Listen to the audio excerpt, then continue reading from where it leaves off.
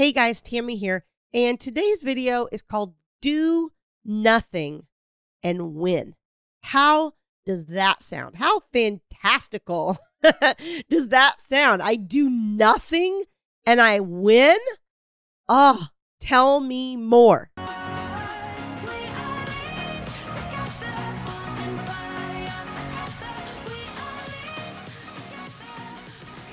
Before I tell you more, if you are liking this content, finding it helpful, don't forget to hit like on this video and subscribe to the channel so that you get notified as new videos are released. And as always, please share on social media to help others around us. Now, what do I mean by do nothing and win? Okay, I mean, you probably can't literally do absolutely nothing, but you can do a lot less than you think.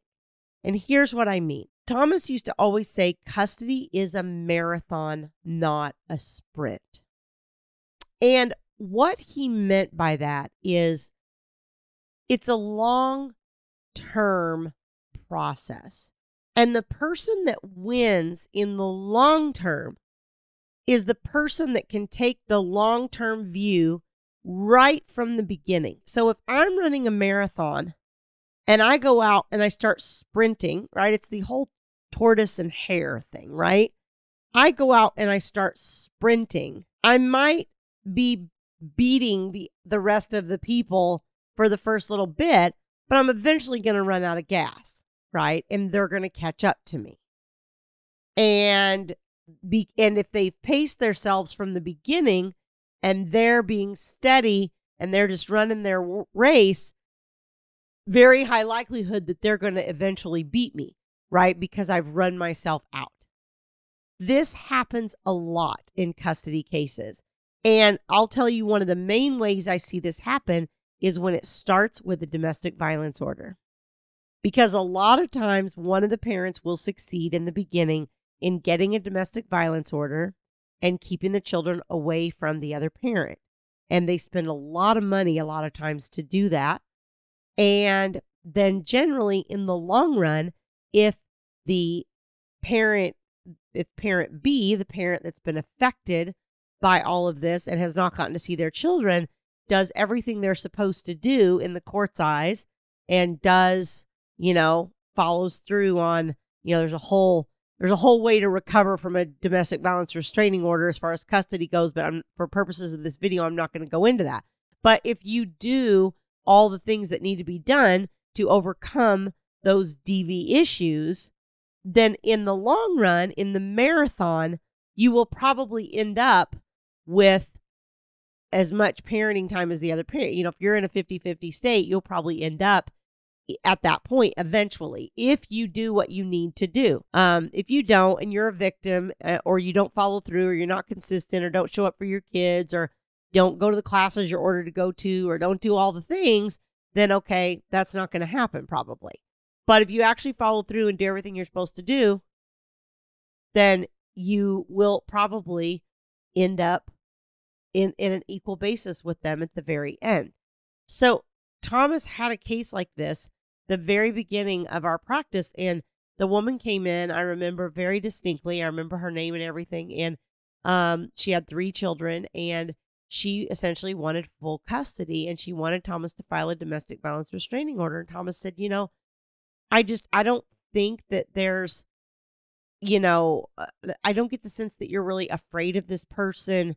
I don't think this is good for your children to just try to, keep them away from the other parent. And I just, I think in the long run, this isn't going to serve your family well. I think you're kind of reacting out of, fear and anger and all those things. And so he said, if this is what you really want to do, I'll give you the name of a colleague and you can go and see him. I'm just not really comfortable, doing this. And Thomas and I followed this case. And what happened is she succeeded in the very beginning, and he had supervised time with his children. And within 1 year, they had 50-50 custody. So she spent a lot of time, a lot of effort, created a lot of, that was probably a lot of cost, created a lot of breakdown in the co-parenting between her and dad, and probably created a very difficult situation for her children too, I would assume, only to have it eventually come out and hit a point where they had equal parenting time, right? So I think what happens in my experience is people are so adamant about pushing their own agenda, right? We come out of our toxic relationship and we want to be heard, right? We want people to know what a jerk the other person was. And honestly, when you're dealing with somebody that's a narcissist, it's almost like, God, I just want to expose them. I want the whole world to see like who they are and how this really is, because how they are in the home with me is not at all how they are out with other people. And I want people to know. I want the judge to hear. Anytime clients say to me something like, I want the court to know, I want the court to hear, I want the court to be aware, I want the court to know the backstory, things like that. That's all indicative of the person wanting to be heard. Okay. And that's really like a therapeutic type of issue. That's not a legal issue that's going to serve you in trying to accomplish whatever you're trying to accomplish in your custody. So you can't put your own, well, you can, but you have to decide, am I more concerned about my own emotional needs and my own emotional validation and doing something and pushing my agenda in some way because I want somebody to emotionally validate what a jerk this person is to me? Or am I more about what do I need to do to get the outcome I want on custody and that I think is best for my kids, regardless of whether anyone ever hears my story or not? That's the difference in the mindset, because a lot of times you can't do both of those things. You can't serve two masters. Okay, you've got to decide, is this about your emotional gratification and validation, or is this really about your kids?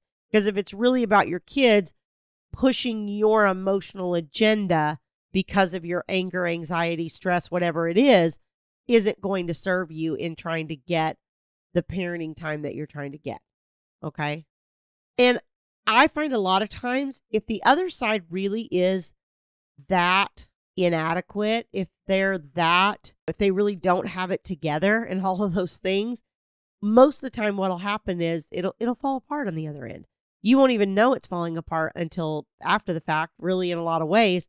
But I've seen this over and over and over. It starts to implode. And I will tell you when it starts to implode. Generally, if you have older children, it's a little different. But if you divorce or separate when the children are younger, generally when one of your kids hits about 13, that's usually where it starts to implode. Now, some kids it's even earlier than that, because some kids are just really brilliant and it kind of hits home before then for them. But I find generally that right around 13, it's kind of funny. This week, I've kind of had a domino of about 4 different clients that I've been working with for anywhere from 2 to 4 years, each of them. And I'm like, the one earlier today, I've been working with her a little over 2 years. And I've been saying, like, look, things are probably going to fall apart on dad's end, because that's just how it's going to go. Like, dad isn't she doesn't think dad's in this for the children. She doesn't think that he really cares about them. All those kinds of things. And I said, look, if that's true, and this is all about him or trying to prove he's a good dad or trying to get back at you or make you suffer, whatever his agenda is, if it's anything except the kids, it will implode. Because here's the thing about kids know. I don't care what's coming out of your mouth. Kids know. And so honestly, what you have to do a lot of times is sit back and just wait, because your kid will hit the point where they will advocate for themselves. And that's the point you have to let them get to. The problem we have with children, especially under 10, they're not old enough to advocate for themselves. And when you start trying to step in and say how they feel or what they're thinking or what's happening and all these things, the fact of the matter is you're not believed and the child isn't a good witness. So what do you do during those years? You have to take a marathon approach and not a sprint. You have to get the kid in therapy. You have to document everything. You have to make sure you're communicating correctly. All of those things are marathon tactics that are going to make sure that when you get to that finish line, you're prepared to cross it. Because if you keep running little sprints and then crashing, because you're in little sprints, I would say going in and filing and trying to change things and calling CPS and doing all these things, and you're running all these little sprints and you keep sprint, crash, sprint, crash, sprint, crash. Guess what? You're never going to win the marathon. You're not going to. Okay? You've got to take a long-term approach to this. And when I say do nothing, I don't mean do nothing inside your world. I mean do nothing as far as the external world is concerned. Don't file for, don't file if it's not an emergency. Don't, I'm not, obviously I don't know your case. I don't know your situation. I'm not saying across the board. I'm just saying most people tend to rush in too quickly to file. So you really need to consult with somebody and decide, like, is this a good strategic move at this point for what I'm trying to accomplish? Because again, what you're doing in between is running that marathon. When you're documenting, when you're educating yourself, when you're working on your responses, when you're doing all those things, you're conditioning yourself for the marathon so that you can cross that finish line and win. Okay. But in the meantime, to the outside world and to your ex, it looks like you're doing nothing. That's how it appears, even though you're doing all the internal work, right? And you just want to sit back and let them implode. This client that I was talking to today, it's like, the kids have had different medical issues going on and they've been in and out of therapy and just all these different things. And it's like, well, the other person's not giving me information. Should I try to get it? Should I do that? Should I do this? Should I do that? Should I do this? And it's like, most of the time my answer was like, no, just wait. Let's just see what they do. A lot of times, if you just wait and see what they do, they'll hang themselves.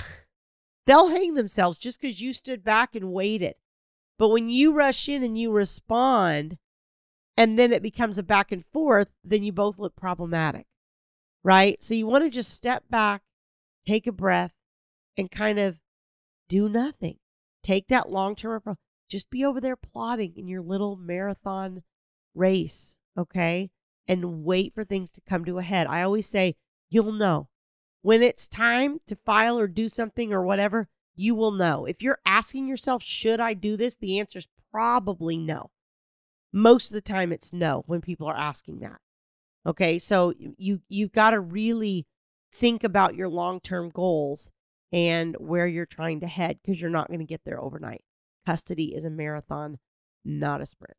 I will keep reminding you of that. If you would like to learn more about my coaching services, you can go to divorceuniversityonline.com/VIP-coaching. There's a link on that page. You can book a time to speak to a member of my staff, AKA one of my sons.